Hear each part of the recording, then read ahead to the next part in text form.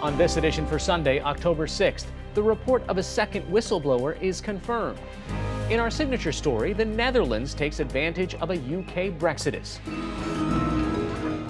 And a playground designed for people of all abilities. Next on PBS NewsHour Weekend. PBS NewsHour Weekend is made possible by Bernard and Irene Schwartz, Sue and Edgar Wachenheim III, the Cheryl and Philip Milstein family, the JPB Foundation, Rosalind P. Walter, in memory of George O'Neill, Barbara Hope Zuckerberg. Corporate funding is provided by Mutual of America, designing customized individual and group retirement products. That's why we're your retirement company. Additional support has been provided by the Corporation for Public Broadcasting, a private corporation funded by the American people. And by contributions to your PBS station from viewers like you. Thank you. From the Tisch WNET studios at Lincoln Center in New York, Hari Srinivasan. Good evening and thanks for joining us. There is a second whistleblower who says they have first-hand information about President Trump's conversation with the president of Ukraine, which triggered the impeachment inquiry, and there may be others. News of another whistleblower was first reported on ABC this morning. Attorney Mark Zaid told me that this second whistleblower is a member of the intelligence community with first-hand information on some of the allegations at issue. The second whistleblower has been interviewed by the Inspector General, and his attorneys say they have the full protection of the whistleblower law because they provided information directly to the Inspector General. The second whistleblower has not yet communicated directly with the congressional committees conducting this investigation. Another attorney at the same law firm tweeted just before the broadcast, quote, "I can confirm that my firm and my team represent multiple whistleblowers in connection to the underlying August 12, 2019 disclosure." The word multiple set off a flurry of headlines and questions. The Wall Street Journal asked attorney Mark Zaid if there were now more than two whistleblowers and quoted him saying there are definitely multiple whistleblowers. The New York Times, which reported Friday that there was another intelligence official considering whether to come forward, does not know whether it is the same person or persons represented by the whistleblower lawyers. The president stayed at the White House today, tweeting and retweeting about various subjects. Last night, Mr. Trump tweeted about reports of a possible second whistleblower, saying the first so-called second-hand information whistleblower got my phone conversation almost completely wrong. So now, word is they're going to the bench and another whistleblower is coming in. Starting Tuesday, congressional committees are scheduled to conduct depositions and hold closed-door meetings with State Department officials and others who were on the July 25th call between President Trump and Ukraine's President Zelensky. For continuing coverage of the impeachment inquiry and more on the latest whistleblower, visit pbs.org/newshour. The Supreme Court will begin its new term tomorrow with a docket full of blockbuster cases ranging from abortion and DACA to insanity defenses and LGBTQ discrimination. Joining me now from Washington, D.C. with a preview of what to watch for is Amy Howe, co-founder and contributing reporter for SCOTUS blog. Amy, it seemed that the court was trying to avoid these kind of big third-rail issues, but they're jumping right into it. Let's start with LGBTQ rights. Yes, on Tuesday, the Supreme Court will hear oral argument in a trio of cases. Two of them will be argued together. They deal with whether or not federal employment discrimination laws protect LGBT employees. There's a provision of the Civil Rights Act that prohibits employment discrimination, and here's the key phrase, because of sex. And so for many years, this had not been interpreted to protect LGBT employees, but in recent years, a couple of federal courts of appeals have interpreted it that way. So now the Supreme Court's going to weigh in. All right, and then we have DACA. The Trump administration says that basically the Obama administration didn't have the right to do this. They're challenging this. Yes, and so there's going to be two questions before the Supreme Court. The first is whether or not this is something that courts can review at all, or whether this is the kind of decision left to the executive branch of the federal government. And then there's the question of the legality of the Trump administration's decision to end DACA. But more broadly, this is a program that nearly 800,000 young adults have benefited from.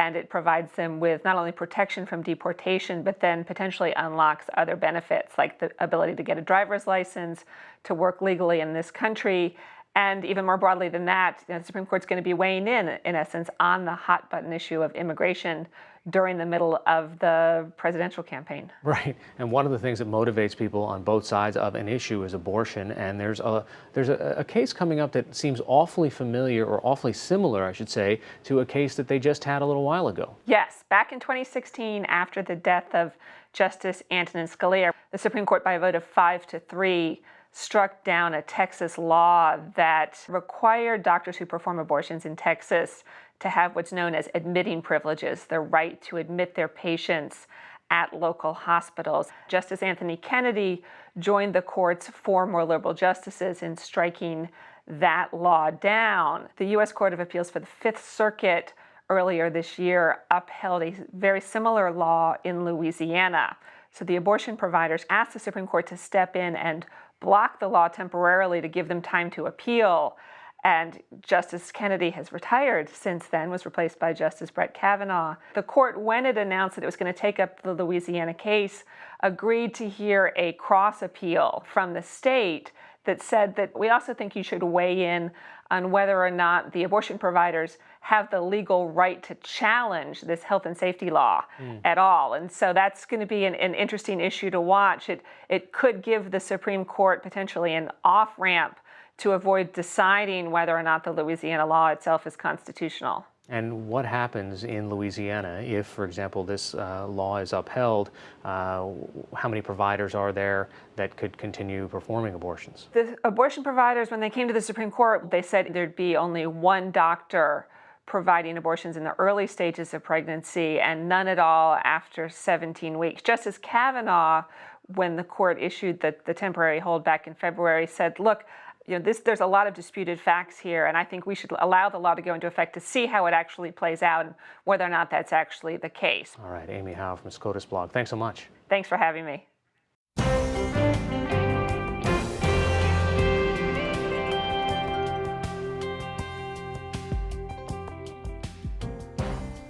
Europe is bracing itself for October 31st, the latest deadline in the ongoing Brexit saga, and ostensibly the day the United Kingdom is scheduled to leave the European Union.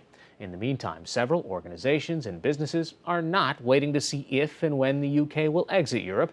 They're already exiting the UK. Christopher Livesay reports from one of their main destinations, the Netherlands. Back in 2016, when the UK voted on Brexit, what did you think? We have a problem. Noël Vatien is Deputy Director of the European Medicines Agency, which is responsible for regulating pharmaceuticals in the European Union. It's similar to the Food and Drug Administration in America, and it used to be located in London. Then came the UK's vote to leave the EU. While the outcome of the vote was a surprise, relocating his staff of about 900 and their families became an immediate necessity for Vatien because, by law, the EMA must have its headquarters in an EU country. We had a General Assembly the next day of all staff. I can tell you the atmosphere was extremely down. There were people crying in the room, not sure what was going to happen. And then as senior management, we have to make sure that we show leadership and that we say, look, we are going to overcome this. That day, Vatien says he launched a relocation task force. 19 EU cities bid to host the agency, and in November 2017, the European Council made the announcement. Amsterdam was chosen to be the new headquarters of the EMA. And this past January, the EMA officially cut the ribbon on its new offices. Compared with London, Amsterdam is a relatively small city of under 1 million people. You can cross town in 20 minutes on a bike. But it has both old world charm and modern infrastructure, which was essential to the EMA. We have thousands of experts traveling on a monthly basis to us. We need good connection, we need good public transport, we need good hotel accommodation. So this was part of the list of requirements that we had put in addition to what we needed as facilities, as a building in order to operate. They also needed homes for staff, like scientific administrator Esther Martinez. She had been living and working in London for 7 years when the Brexit vote happened. I'm a firm believer in the European Union and working together and being united and having that diversity of nationalities makes it so rich that I was sad when I found out that the UK voted to leave. So this is actually my neighborhood. She's getting used to life in Amsterdam, the good and bad. Apartments tend to be small, parking difficult, and she's still learning the language. But she loves the cafe culture, the trams that make it easy to get to work, and of course the bikes. The hardest thing is to go through all the paperwork that you need to go through to move, opening a bank account, paying your taxes, understanding how all that works in the Netherlands. But we did actually have help. Help from a company the city of Amsterdam hired as part of its pitch to host the EMA. Roz Fremder is the owner and says her firm has doubled in size since the Brexit vote. Brexit is definitely good for the relocation business. I would say 80% of the private individuals that contact us right now are from the UK, and also about 40% of the corporates coming in are looking to establish, if not relocate their entire companies from the UK to the Netherlands, at least establish a presence here. There's been a kind of Brexodus of corporations and individuals fleeing the UK, and almost 100 businesses have already shifted offices and jobs to the Netherlands. The British have been debating for the last 3 years, ever since the referendum, about how to leave the EU. An agreement hammered out early on was voted down by Parliament. The deadline extended from last March to October 31st, just a couple of weeks away. But still, there is no new agreement. The British Parliament recently passed a law requiring the government not to leave the EU without a deal, fearing economic chaos and concerns over trade, taxes, and the border. It's all cast a cloud of uncertainty over the other 27 EU member states. The Dutch don't want the UK to leave, but they are making the best of the situation, says Commissioner of the Netherlands Foreign Investment Agency, Jeroen Nijland. We are strategically located in this big European market, which is the second biggest market in the world. So many companies come here because they use the Netherlands as an entry point into that European market. Businesses feel that this is a very good base for their operations. Our workforce is highly educated, multilingual. In fact, English is almost universal here. More than 90% of the Dutch speak at least 2 languages, well above the EU average of about 50%. As for infrastructure, Rotterdam is home to the biggest harbor in Europe. And Amsterdam's Schiphol Airport is the 3rd busiest in Europe, with dozens of direct connections to other EU capitals. But the Netherlands is not the only European country wooing businesses from the UK. One of its chief competitors is France. Notably, Paris has landed another EU agency, the European Banking Authority. Then there are Germany and Ireland. Dozens of banks and other financial companies have moved shop from the UK or London to Frankfurt and Dublin. All told, more than $1 trillion worth of assets has already been sent out of the UK because of Brexit.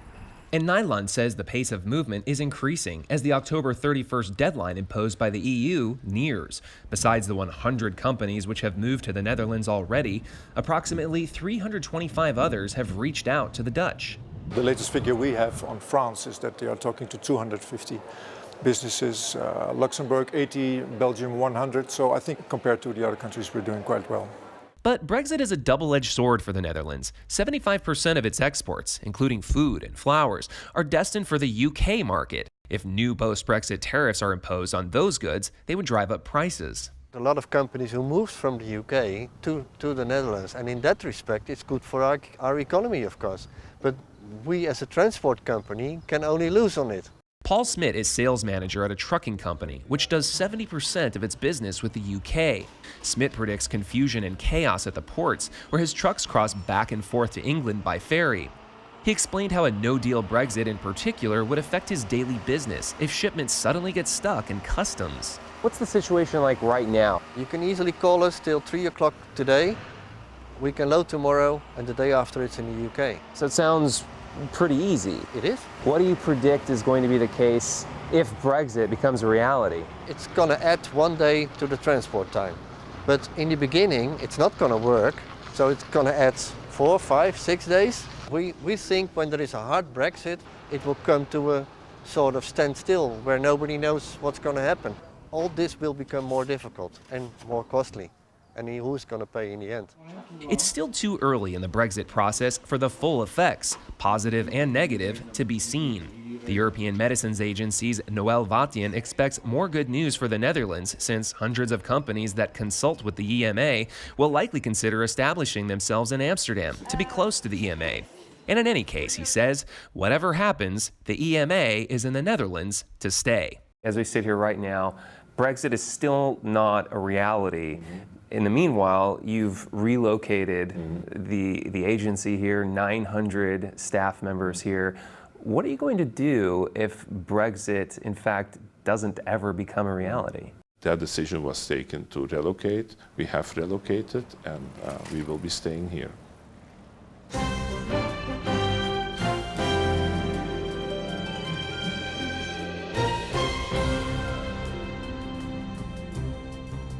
October is National Disability Employment Awareness Month, but awareness of people with abilities other than one's own doesn't have to start at the office or on the job site. It can start as soon as a child begins to play. And so we bring you the story of one mother in California who decided to take matters into her own hands when she discovered her local playgrounds were not accessible to her young daughter. PBS NewsHour Weekend's Megan Thompson has more. Let's go this way. Who are all these people here today? Olenka Villarreal's 16-year-old daughter Ava was born with physical and cognitive disabilities. When Ava was young, her doctors encouraged Villarreal to take Ava to the playgrounds near their home in Palo Alto, California for physical activity. They would say to me, take her to swing, get the movement going in her inner ear. It creates balance and awareness of space. And it was at that moment that I realized in the 35 playgrounds that were in my own community, not a single one was right for Ava because she couldn't hold on to the swings.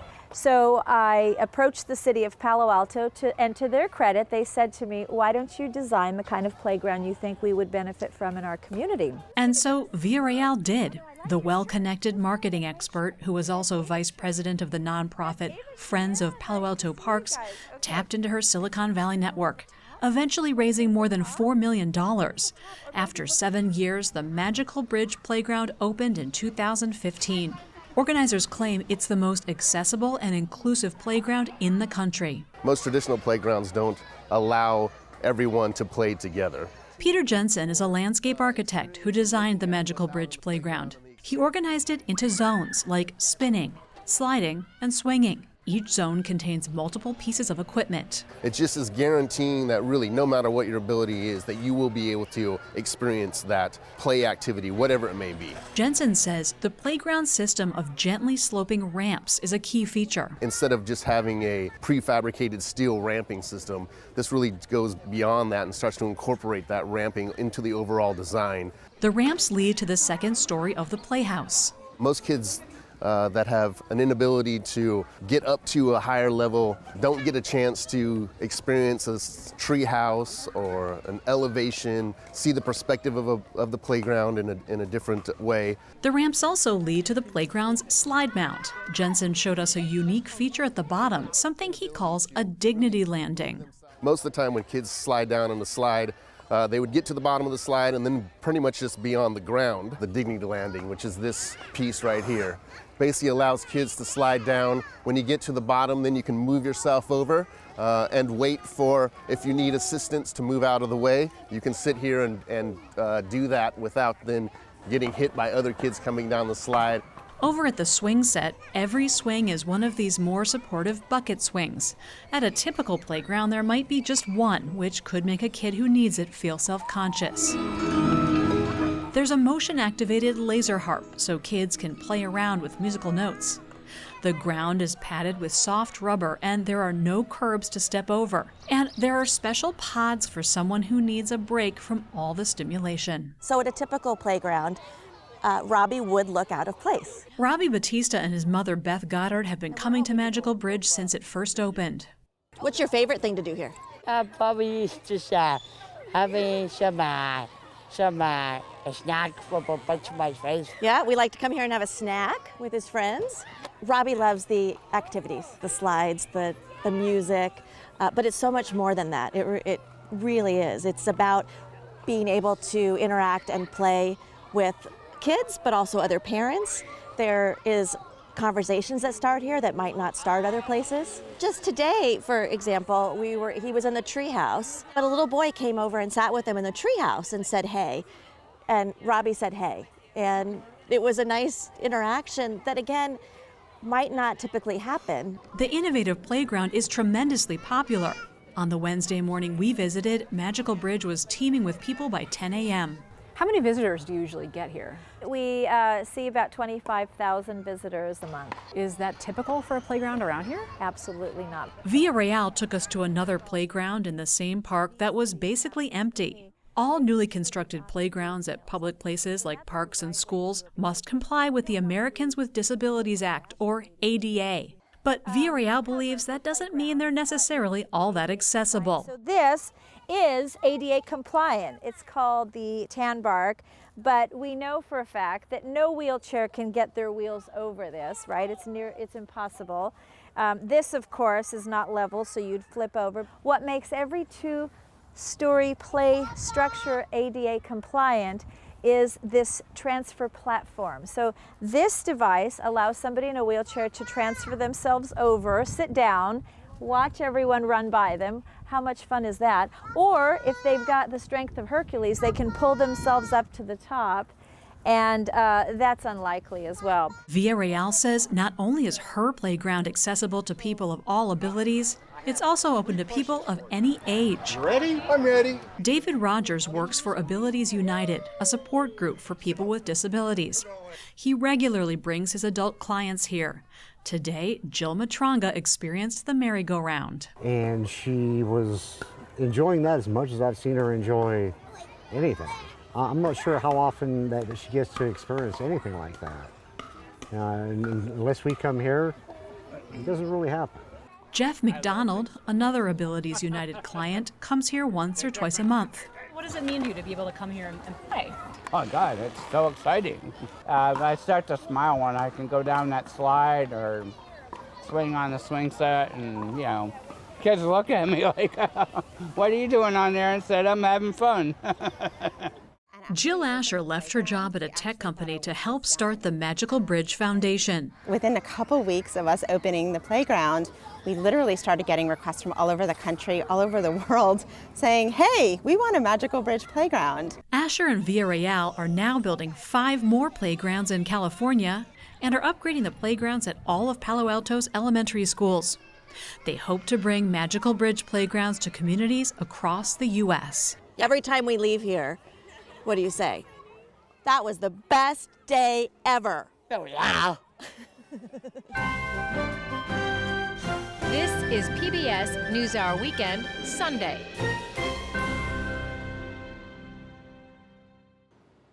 Tomorrow evening on PBS, the premiere of the new series Retro Report, which looks at how the news of the past can connect, sometimes in surprising ways, to modern-day stories. Here's a preview. As the 1968 Summer Olympics approached, Edwards, Smith, and fellow sprinter John Carlos became determined to bring the plight of Black America to the international arena. The men's 200 meters, another event dominated by the Black American sprinters. Up until then, the prevailing notion was that black concerns with civil rights stops at the water's edge. We don't air our dirty laundry before the world. Our churches were being bombed, our little girls being killed, our leaders being shot down, while they had black athletes going abroad as goodwill ambassadors to sell the American system.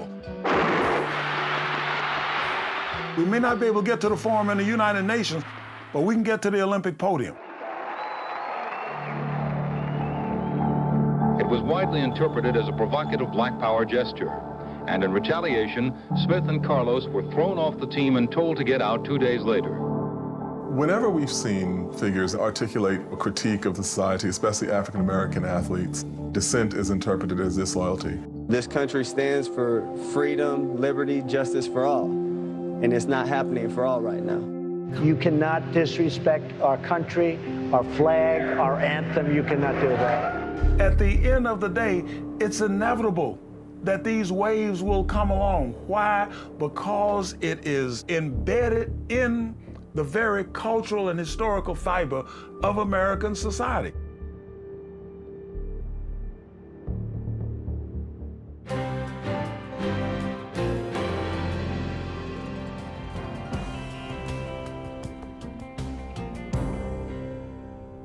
Finally tonight, some images from the atmosphere we all share. In New Mexico today, more than 500 hot air balloons filled the sky on the second day of the annual Albuquerque International Balloon Fiesta after fog grounded most flights yesterday. Do you show it tucked under the boot plate? And outside the International Space Station, astronauts Christina Koch and Andrew Morgan completed the first of 5 spacewalks designed to upgrade the space station's batteries that store solar power. That's all for this edition of PBS NewsHour Weekend. I'm Hari Srinivasan. Thanks for watching. Have a good night.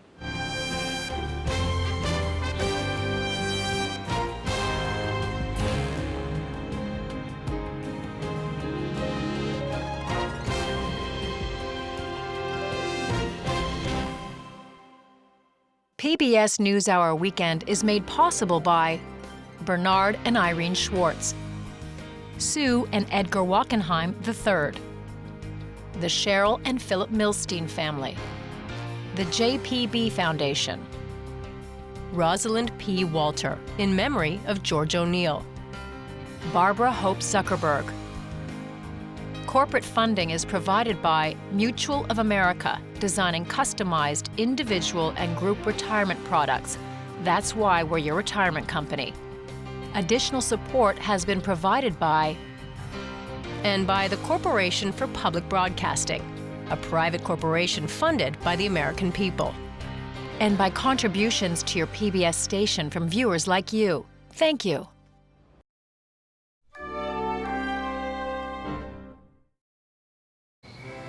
Be more PBS.